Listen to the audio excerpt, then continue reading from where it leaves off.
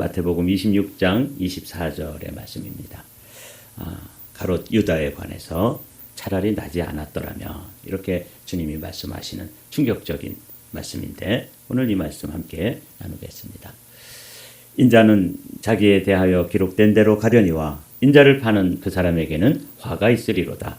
그 사람은 차라리 태어나지 아니하였더라면 제게 좋을 뻔하였느니라.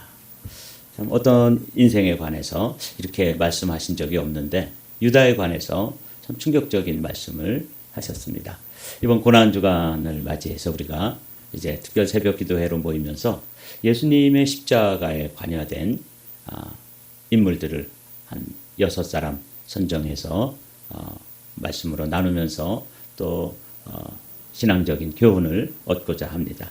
그 첫 번째 시간으로 보통은 이런 설교를 하고 싶지 않고 하기가 또 어려운 유다, 그러면은 결코 유쾌한 주제가 아니잖아요. 벌써 제목부터 차라리 태어나지 아니하였더라면 하는 제목으로 오늘 말씀을 나누는데, 이 말씀을 묵상하면서 참 많은 것을 또 제 자신에게 깨달았습니다. 여러분과 함께 6번의 시리즈로 예수님의 십자가에 관련된 인물들을 중심으로 말씀을 나누려고 합니다. 이 유다라고 하는 인물을 묵상하면서 저 자신도 많이 놀랐습니다. 그리고 또 우리 성도들을 돌아보게 되었습니다. 첫 번째로 유다에 관해서 묵상을 하면서 충격을 받은 것은 유다의 침묵. 한마디로 말하면 믿음의 고백이 하나도 없었던 사람이었다 하는 것입니다.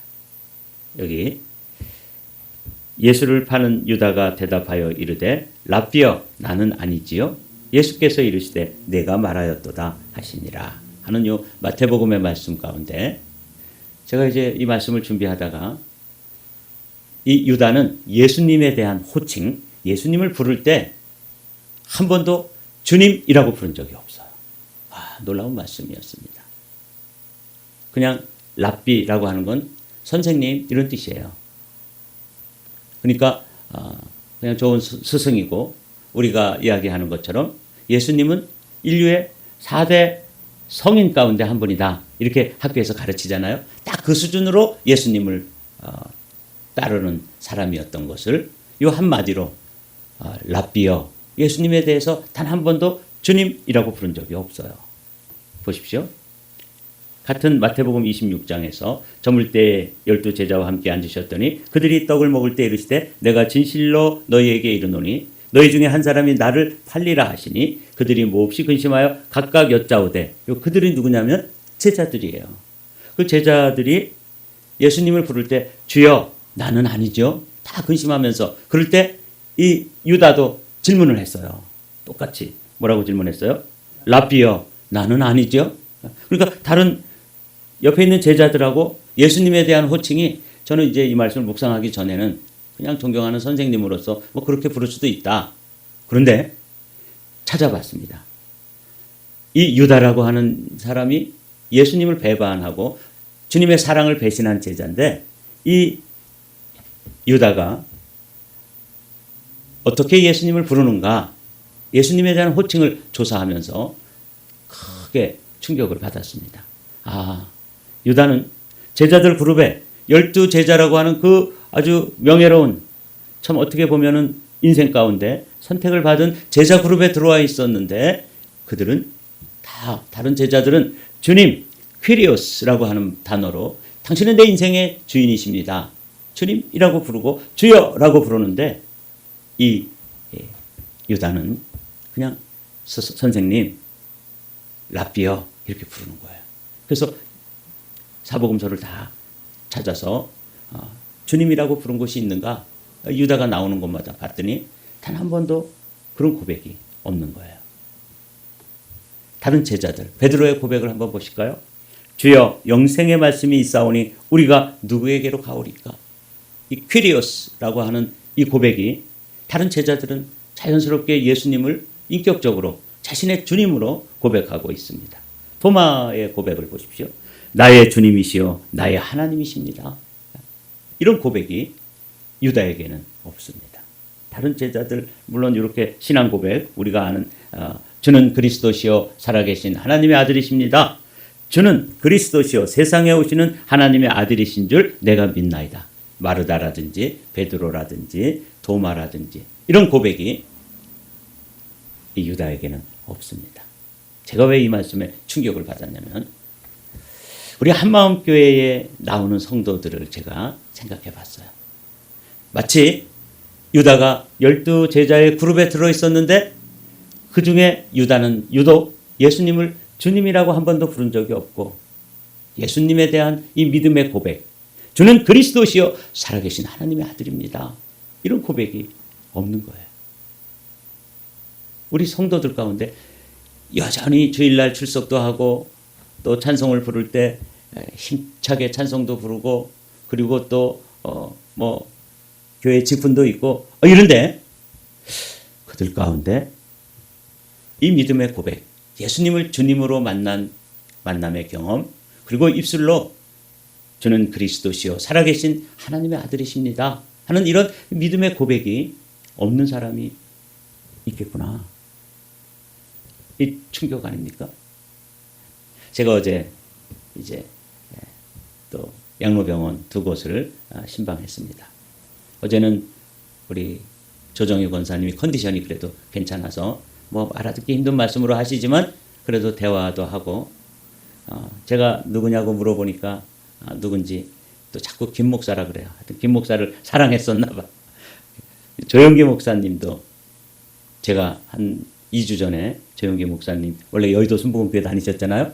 조영기 목사님 이제 소천하셨다. 그랬더니 적지 않게 놀라더라고요. 깜짝 놀라시면서 그렇게 일찍 가셨나. 어제 제가 슬쩍 물어봤거든요. 기억하고 계세요.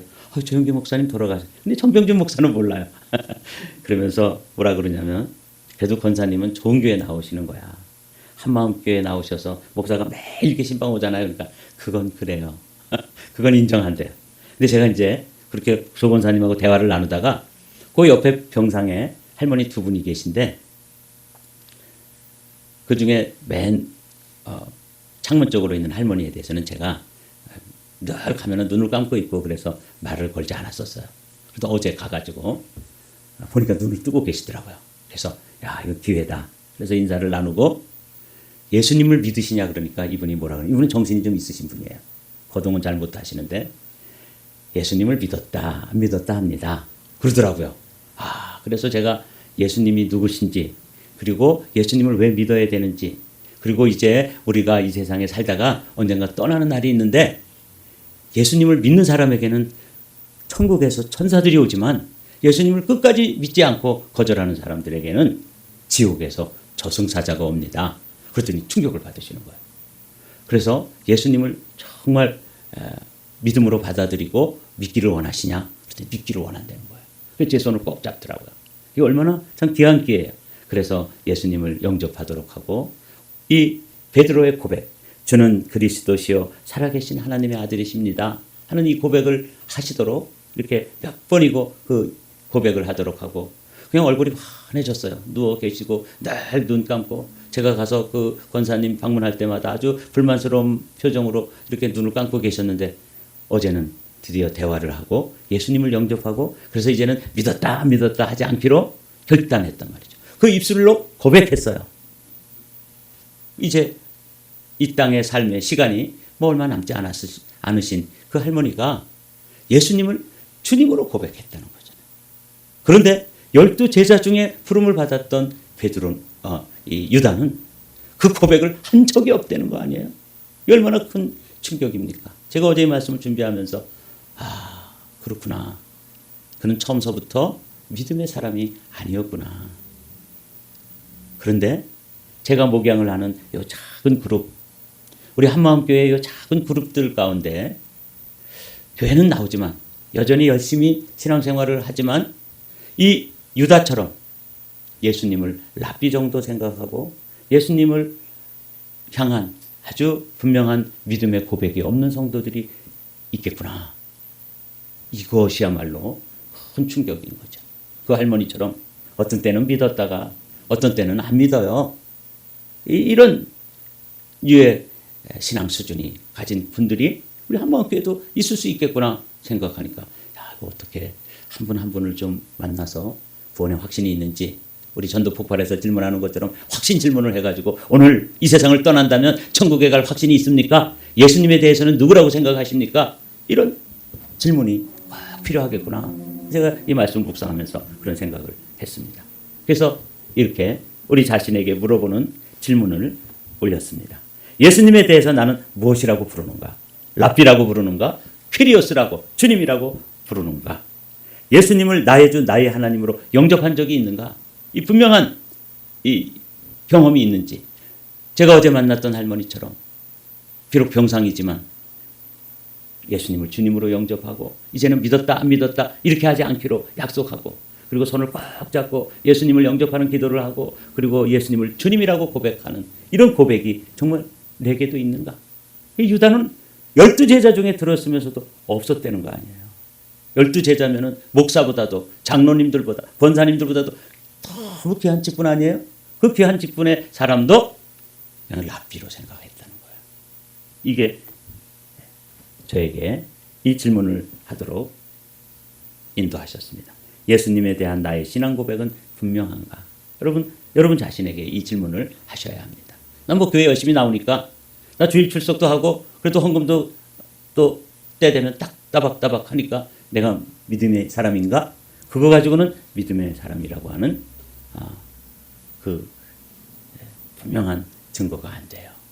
여기에 예수님에 대한 호칭, 예수님에 대해서 영접한 경험, 주님에 대한 고백, 이게 분명한지를 한번 이 아침에 유다를 통해서 충격받으시고 한번 여러분 자신에게 질문을 해보십시오.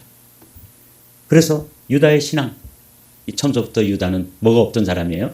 믿음 없는 제자였다. 제자인데 믿음이 없어. 성도인데 믿음이 없어.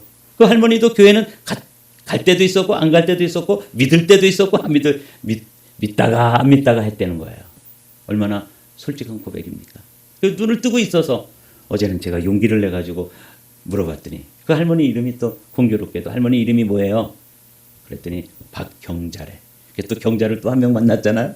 그래가지고 이 대화를 하면서 예수님을 영접하도록 돕고, 그러면서 돌아오면서 그냥 눈 감고 있다 그래서 그냥 지나치고 또 지나치고, 제가 벌써 한 달도 넘게 그 병실을 드나들었는데 그냥 지나쳤던 제 자신을 회개했습니다.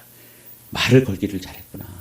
그래서 그 영혼이 이제 병상에 누워서 얼마 안 있으면 소천을 할 텐데 예수님을 주님으로 영접하고 예수님을 주님으로 고백하는 분명한 고백이 있어서 이제 또 제가 오늘이라도 또 방문을 하면 그 경자 할머니에게 찾아가서 또 고백을 확인하고, 왜냐면 정신이 없으시니까, 그리고 입술로 고백하도록 하고 같이 기도해주고 이룰 수 있게 된 거예요.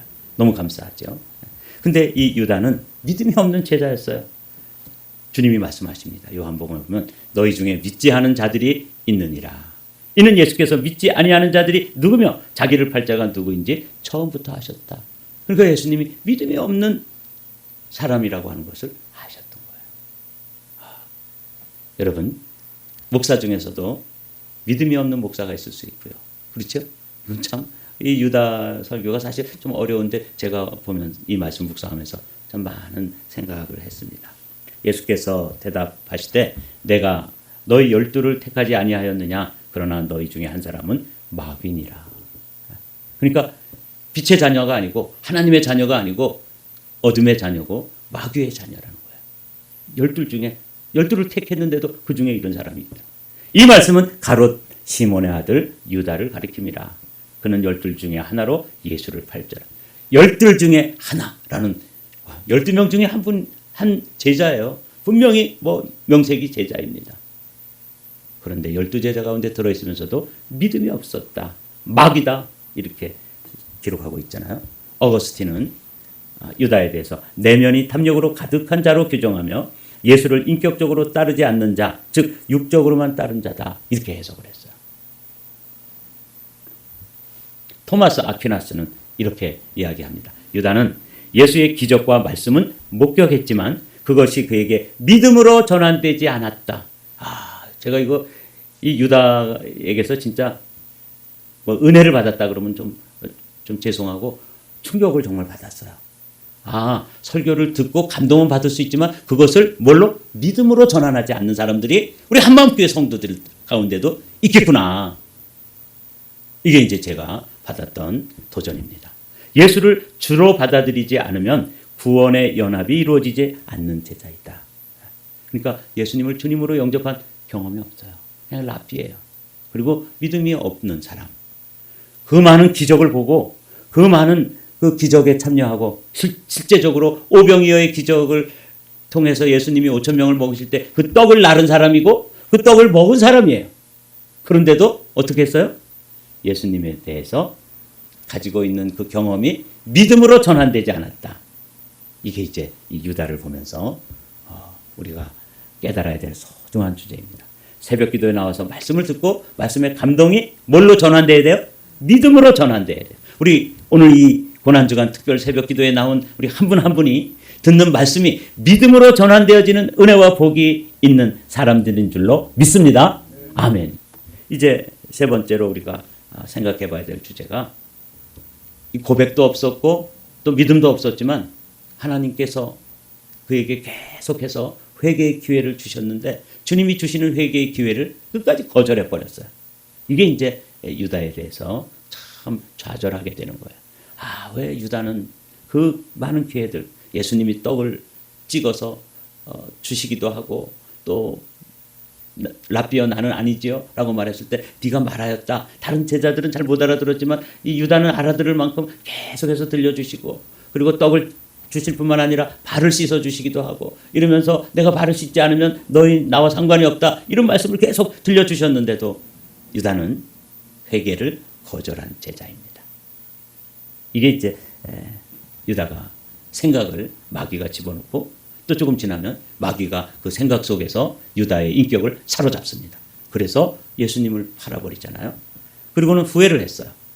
그때 예수를 판 유다가 그의 정죄됨을 보고 스스로 뉘우쳐 그 은 30불 대제사장들과 장로들에게 도로 갖다 주며 이르되 내가 무죄한 피를 팔고 죄를 범하였도다 하니 그들이 이르되 그것이 우리에게 무슨 상관이냐 내가 당하라 하거늘 유다가 은을 성소에 던져놓고 물러가서 스스로 목매어 죽은지라. 여기 이제 스스로라고 하는 단어가 반복되어지죠. 이건 자발적이고 내면의 행동을 강조하는 말이에요. 스스로 단죄하고 스스로 자기가 자신의 방법으로 결정해버리는 거죠. 그러니까 이 유다의 삶에는 성령 하나님이 함께하지 하는 흔적이 없어요. 그냥 자기가 자신의 주인이고 자신의 생각, 자신의 행동, 자신의 결정을 다 자기 스스로 해버리는 거예요. 주님이 없으니까 그 인격 안에 스스로라는 단어가 우리에게 던져주는 도전. 나는 주님과 함께 의논하고 주님께 질문하고 주님을 신뢰하고 주님과 동행하고 이 함께잖아요. 그렇죠? 그런데 이 가롯 유다의 삶을 요약하고 있는 마태복음 27장에서는 그는 주님의 흔적이 없어요. 인격적으로 고백한 적도 없고 주님과 대화를 나눌 때도 제가 대화를 여기다 옮겨놓지 않았지만 유다가 주님과 나눈 대화는 거의 없어요. 그러면서 이런 건 있어요. 왜 이 비싼 향료를 300데나리온에 팔아서 가난한 자들에게 나눠주지 않습니까? 이게 거의 유일한 대화예요. 그러니까 예수님과 깊은 인격적인 대화가 없이 자기가 자신의 주인이에요. 자기가 주님인 거죠. 그래서 어떤 행동을 할 때 스스로라는 단어가 계속해서 반복되는 걸 보면서 깨달았어요. 우리 성도들도 스스로 신앙생활을 하시는 분들이 있겠구나. 스스로 목회하는 목사도 있을 수 있겠구나. 그러니까 자기가 자기 스스로 주님이 함께하지 않는 이런 삶을 신앙생활을 하는 것이죠. 칼슨이라고 하는 목회자는 이렇게 이야기했습니다. 유다는 죄에 대한 정서적 반응은 있었으나 하나님께로 돌아오는 믿음의 회개는 없었다. 그러니까 마음으로 뉘우치고 스스로 이렇게 마음에 후회는 했는지 모르지만 주님께로 온전히 돌이키는 의지적 결단이 믿음의 회개는 없었다. 존 메가더 유명한 목사님이시죠. 유다는 자기 죄를 슬퍼했지만 하나님의 자비를 바라지는 않았다. 후회는 구원의 길이 아니며 회개로 이끄는 믿음이 있어야 되는데 이분에게는 이 회개가 없었다는 것이죠. 그래서 회개에 대해서 여러분 정리를 하고 오늘 말씀을 마치려고 그래요. 회개라는 것을 한자로 적어놓고 보니까 회라는 것은 마음을 돌아보며 후회하는 거예요. 이거는 정서적이고 감정적인 슬픔을 나타내는 거예요. 회라는 것은. 근데 꼭 뭐가 있어야 돼요? 회도 중요해요. 아, 내가 죄를 졌구나. 하나님 마음을 아프게 해드렸구나 하고 마음의 깨달음이 있는 것, 이게 회라면 반드시 뭐가 있어야 돼요? 개가 있어야 돼요. 이 개라고 하는 것은 삶의 방향을 바꾸고 돌이키는 거예요. 그래서 회가 뉘우침이라면 개는 뭐예요? 돌이킴이에요. 여러분 이거 꼭 기억해 놓으십시오. 회개는 감정적으로 깨닫고 마음에서 깨닫고 뉘우친 다음에 그 다음에 돌이킴. 이건 우리가 잘 아는 것처럼 유턴하는 거죠. 그쪽 길로 가다가 돌아서는 거예요. 그래서 돌이킴의 의지적 전환을 말씀할 때 개라고 표현한다는 거죠. 이런 말씀을 옮겨놨습니다. 죄를 슬퍼하십니까? 그것은 좋은 시작입니다. 그런데 유다는 여기까지만 한 거예요. 그러나 그것이 곧 회개는 아닙니다. 회개는 하나님께로 돌아가는 것입니다. 그런데 유다는 어떻게 했어요? 스스로 결정을 해가지고 목을 메어 죽었습니다. 그러니까 회개하지 않은 거예요. 회는 했는데 죄가 없었다. 이렇게 정리가 됩니다. 유다는 죄를 알고도 예수님께 돌아가지 않았고 결국 스스로 자기를 재판하고 스스로 단죄하며 사단의 마지막 도구가 되었습니다. 어떤 목회자는 이렇게 얘기하는 분도 있더라고요. 아, 유다는 그래도 지옥은 가지 않았을 것이다. 어떻게 그런 생각을 하는지 모르겠어요. 그는 회개하지 않았어요. 스스로 자기 주인이었고 스스로 자기가 결정했고 스스로 멸망의 길을 간 사람이에요. 오늘 이 고난주간 첫 번째 시간으로 십자가와 연관이 있는 인물들 첫 번째 시리즈로 유다에 관해서 말씀을 나눴는데, 유다, 믿음의 고백이 없는 제자, 그리고 끝까지 회개를 거절한 제자. 우리는 이 유다를 통해서 반면교사로 나에게는 믿음의 고백이 분명한가, 나에게는 분명한 예수님에 대한 그런 예수님을 주님으로 영접해서 내 인생을 내가 주인이 아니라 예수님이 내 삶의 주인인 고백과 경험이 뚜렷한가, 이것을 점검하는 복된 아침이 되시기를 주님의 이름으로 축복합니다.